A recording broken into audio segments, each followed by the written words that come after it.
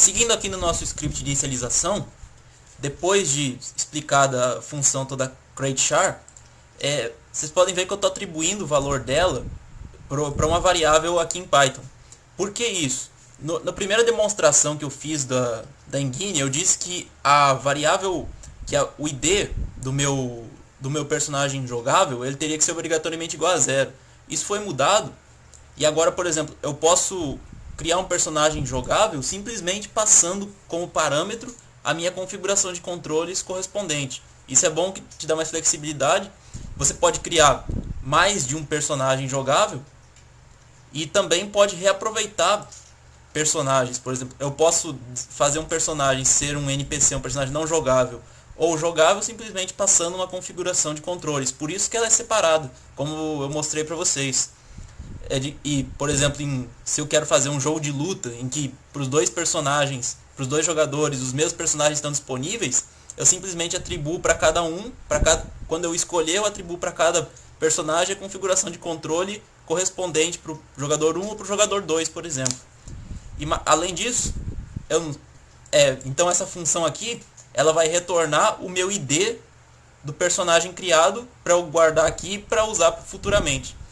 Outra coisa é que se essa função, digamos assim, não dá certo, ela retorna -1. Quando ela vai não dar certo? Ela não vai dar certo quando eu criar um personagem numa posição obstruída, que seria uma posição do mapa em que eu não posso passar, ou se eu criar em cima de um outro personagem. Ele vai retornar -1 e vai deletar esse personagem automaticamente. Eu tenho que criar ele de novo numa posição permitida. Logo depois aqui, eu crio outros dois personagens, que esses são não jogáveis. Vocês viram os monstros, a minha aranha e meu Ifrit, em posições fixas aqui, que eu sei que são permitidas, eu não estou testando isso. E guardo os IDs deles nessas variáveis ID1 e ID2. Agora, eu tenho esse loop aqui. Eu começo inicializando uma variável numa item 0, igual a 0, e entro num loop while. Loop while em Python ele é assim, para quem está acostumado com C e C++, ele não tem os parênteses e a checagem do meu condicional aqui, do meu booleano, ele tem que terminar com 2 pontos. Isso vale para todas as checagens de condicional, para while, if, else de Python. Eles têm que terminar com 2 pontos. Então eu entro aqui no meu loop que vai rodar enquanto o meu num_items for menor que 0. Eu tenho esses 3 comandos aqui. Eu atribuo a variáveis x, y e made o resultado de uma função range, de uma função da biblioteca random, do módulo random, que retorna para mim um número randômico dentro do intervalo passado. Então, meu x é um número randômico entre 0 e o tamanho do mapa. Essa minha função retorna o tamanho do mapa como um tuple, como uma sequência de 2 valores, que é o tamanho em x e em y. Então, meu índice 0 seria o tamanho em x. Então, meu x vai ir de 0 até um número menor do que o tamanho do mapa. Vocês podem ver isso na documentação do Python melhor. Y vai de 0 até o tamanho em y do meu mapa. E made é um valor numérico que vai de 1 até 3. Ou seja, de 1 até um número menor do que 4. Como vocês podem ver aqui. Para que esse made aqui?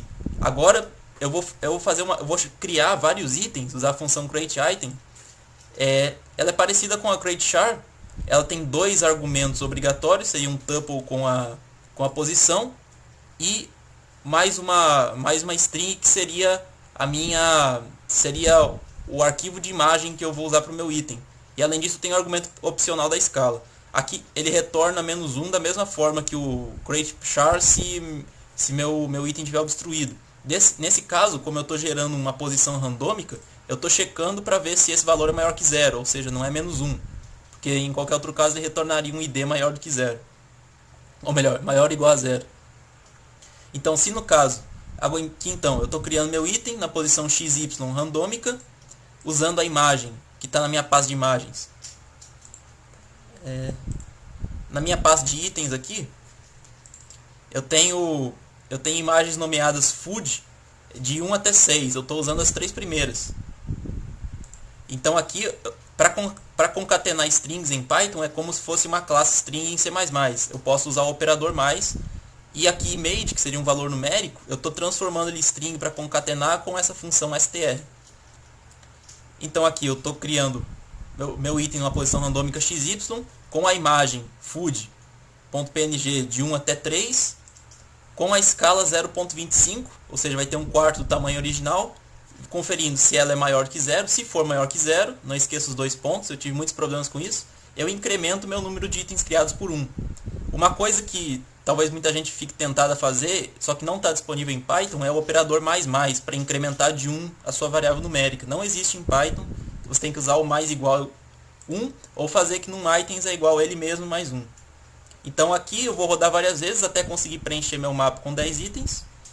E no final eu vou criar uma nova variável global num items, atribuindo para ela esse valor num items.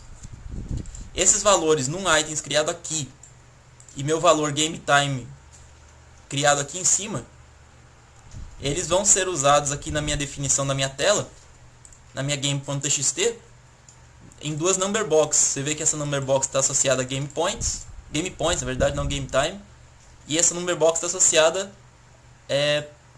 aonde aqui? O meu remaining GameTime. Eu me confundi aqui. Mas você vai ver que eu criei a minha variável, a minha remaining GameTime não foi criada aqui, ela está no script de atualização, mas vocês veem que o game points foi criado aqui e ele está sendo usado, ele foi inicializado como 0, eu tenho 0 pontos no início, e ele está sendo usado na minha definição da minha tela e vai ser impresso na tela toda vez que eu toda vez que eu consigo coletar um item. Como vocês podem ver aqui, eu vou jogar um pouco. Essa caixa de valor aqui, pontos, do lado de pontos, está associada à minha variável GamePoints, está sendo incrementado toda vez que eu pego um item. Vou perdi, fui para a tela de créditos. Então, é isso aí. O que mais a gente tem aqui em game.txt? Eu tenho uma caixa de Apple, uma caixa Apples Box mostrando o valor da Apples, ela está ativada. Eu não posso demonstrar ela agora porque eu não tenho uma disponível. Eu tenho uma number box mostrando meus FPS. Eu tenho essa variável aqui, FPS, uma variável definida já de início. Ela dá pra mim o número de frames por segundo em que o jogo está rodando. Se vocês perceberem no canto inferior direito, eu tenho meu FPS sendo mostrado. E tem a unidade dele em FPS. Então, essa aqui, o que acontece então na ordem? Meu game é criado com a imagem de fundo, que na verdade fica por cima, placar.png. É inicializado o meu mapa, definido na tela de configurações nesse caso, mas eu poderia definir aqui em cima com esse valor de string que está comentado. Depois disso é rodado meu script de inicialização, que vai inicializar aqueles valores e colocar os personagens e os itens na tela. E depois disso eu vou ter toda esses objetos sendo criados, esses textos, caixas, tudo mais sendo criados. Eu tenho aqui a minha tela de retorno, que seria a tela de pause. E depois disso eu vou começar a rodar meu script de atualização, que a gente vai ver no próximo vídeo. Então,